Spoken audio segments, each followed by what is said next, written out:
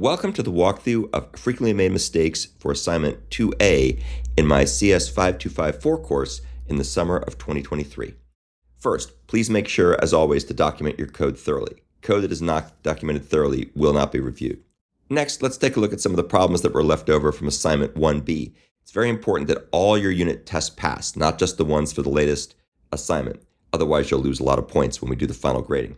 So in this case, make sure that you move the call to lock before the try finally block. And second, please make sure that you always unlock the lock. This is conditionally unlocking the lock, which is incorrect. Down here, we can take a look at the release call. These are both from SpinLock HashMap Manager.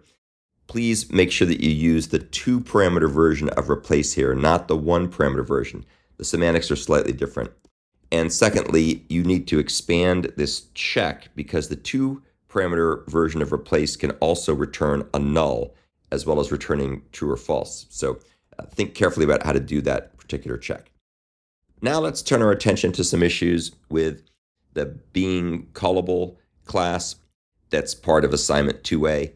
The acquire Palantiri and gaze method, make sure that you move this check to outside of the try finally block. Don't even enter the try finally block unless that you've got a valid Palantiri.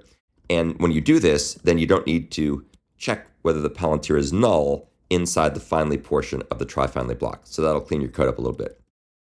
Let's now take a look into the beginnings of the implementation that we have for the Executor Service Manager.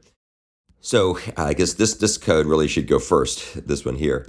So please make sure that you don't initialize mFutureList field, since that's being done, if you do it properly, in begin being thread pool below. So you don't need to do that call here. You can just leave it like this and not initialize it. That's overkill. You're just creating something that's going to be thrown away right away.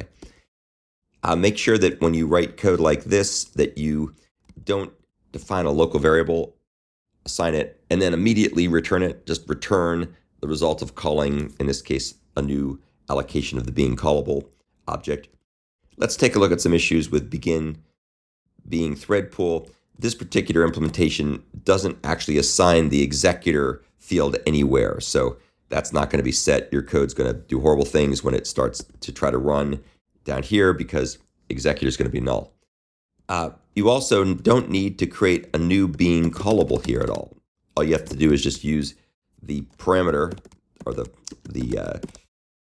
value that's here, the I, which is going to be a being callable. I don't know if I'd call it I, I'd probably call it being or something like that, but make sure you do that. And once you refactor that code, then you can replace this lambda expression with a much more concise method reference, which is what you should be doing. Speaking of being concise, please use the toList method here instead of collect toList.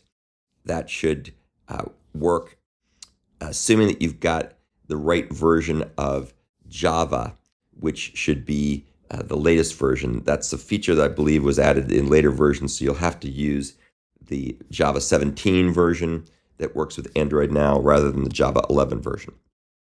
Coming down here, we see await completion of futures. Please try to use the exception utils here to call get rather than using a try catch block. Just makes it a lot cleaner. Down here, there's no need to be using completable futures. This is way more complicated than it needs to be. It's also less efficient. I'm not sure what the point of this was, but way too complicated. You can replace this basically with sort of just this code when properly refactored to use the exception utils instead of using the try catch block.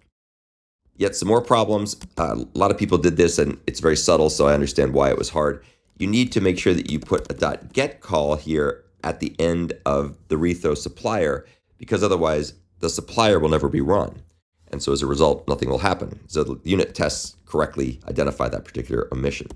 Down here, you need to be using rethrow supplier, not rethrow consumer.